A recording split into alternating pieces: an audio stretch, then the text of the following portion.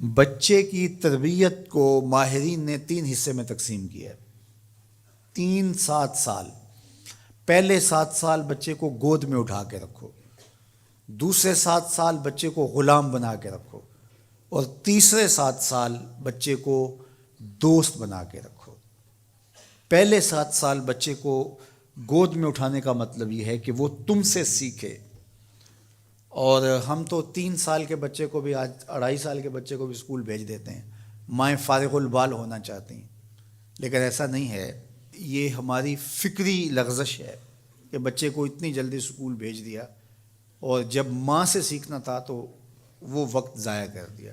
آج بھی جاپان میں 7-8 سال کا بچہ اسکول جاتا ہے، اور آج بھی کچھ اور ممالک کے اندر بھی انہوں نے یہ طے کر دیا ہے کہ 7 سال سے پہلے بچہ اسکول نہ جائے، تو وہ گھر میں بیٹھ کے سیکھتا ہے۔ یہ اس کی تربیت کا مرحلہ ہے، اس کا یہ مرحلہ یہاں مکمل ہونا چاہیے۔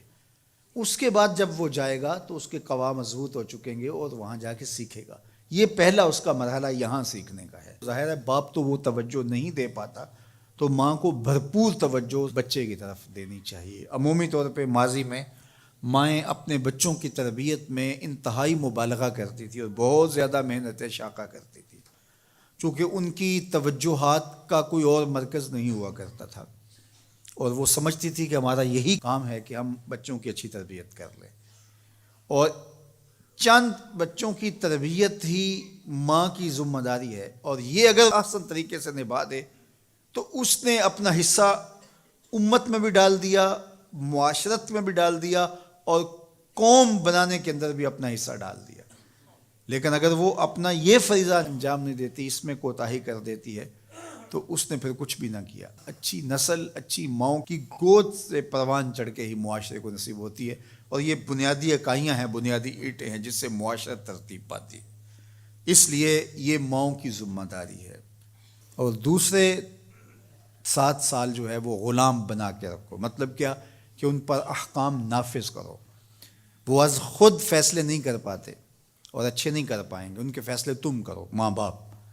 اور پھر اس کے بعد اگلے 7 سال جو ہیں وہ ان کو دوست بنا کے رکھو، چونکہ عموماً جو ہے وہ 14 سے 21 سال تک کی عمر کے بچے جو ہیں وہ دوستیوں سے، اطراف سے سیکھتے ہیں، چونکہ وہ اگرچہ تمیز نہیں رکھتے ہوتے پوری طرح، لیکن پھر بھی ان کی طبع یہ ہوتی ہے کہ وہ سمجھتے ہیں کہ ہم اطراف سے اچھا سیکھ سکتے ہیں، اور وہ بعض کا ماں باپ کو دقیانوس بھی سمجھنے لگ جاتے ہیں۔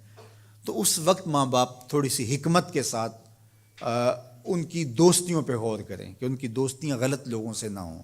میرے اور آپ کے آقا مولا نے ارشاد فرمایا، المرء علی دین خلیلہ فلینظر احدکم من یخالل۔ ہر شخص اپنے دوست کے دین پہ ہوتا ہے، اور آپ دیکھیں کہ آپ کس سے دوستی کر رہے ہیں۔ اگر اس کا دین خراب ہوا، اعتقادات خراب ہوئے، نظریات خراب ہوئے، اس کے اعمال اور اخلاقیات خراب ہوئے، تو اس کا رنگ آپ کے اوپر چڑھ جائے گا۔ اور رومی نے اس کو اپنے انداز میں کہا، تا توانی دور شو از یار بد، یار بد بدتر بود از مار بد، کہ جہاں تک ممکن ہو برے یار کی صحبت سے بچ کے رہنا۔ کہا کہ برا جو دوست ہوتا ہے، برا یار ہوتا ہے، وہ برے سانپ سے بھی برا ہوتا ہے۔ کہا کیوں؟ اس لیے کہا جب سانپ لڑتا ہے تو جان لیتا ہے، برا یار لڑتا ہے تو ایمان لیتا ہے۔ اس لیے صحبت سالے ترا سالے کنن، صحبت تالے ترا تالے کنن۔ اچھے شخص کی صحبت تجھے نیک بنا دے گی، برے شخص کی صحبت تجھے برا بنا دے گی۔ شیخ سعدی فرماتے ہیں، میں حمام میں گیا تو وہاں کسی نے مٹی رکھی تھی، تو میں نے اس کو اٹھایا تو اس سے مہک آ رہی تھی، میں مست ہونے لگا اس کی دل آویز خوشبو سے۔ تو میں نے اس کو کہا کہ تو مٹی ہے، عنبر ہے، موتیا ہے، نسرین ہے، نسترن ہے، کیا ہے تو؟ تیری دل آویز مہک سے مشام ہستی مہکے چلے جا رہے ہیں، اور ہے تو مٹی، تو کیا ہے تو؟ تو اس مٹی نے، شیخ سعدی فرماتے، مجھے زبان حال سے جواب دیا کہ ہوں تو میں مٹی، مجھے اپنی اوقات نہیں بھولی، لیکن چند دن میں پھول کی صحبت میں رہی ہوں۔ جمال ہم نشیں در من اثر کر، وگرنہ من ہما خاکم کے ہستم۔ اس نے کہا ہوں تو ذات کی مٹی ہی، لیکن میں گلاب کے پھولوں تلے تھوڑی دیر رہی ہوں تو میرے یار کا جمال میرے اندر سرایت کر گیا ہے۔ تو ذات کی مٹی ہوں لیکن صحبت میری پھول سے رہی۔ یار مٹی پھول سے صحبت پیدا کر لے تو اس سے مہک آنے لگ جاتی ہے، تو یار بندہ صالح صحبتوں کا انتخاب کر لے تو اس کی زندگی کیوں نہیں بدلتی؟ تو اپنی اولاد کو صالح لوگوں کے پاس بٹھانا سکھاؤ۔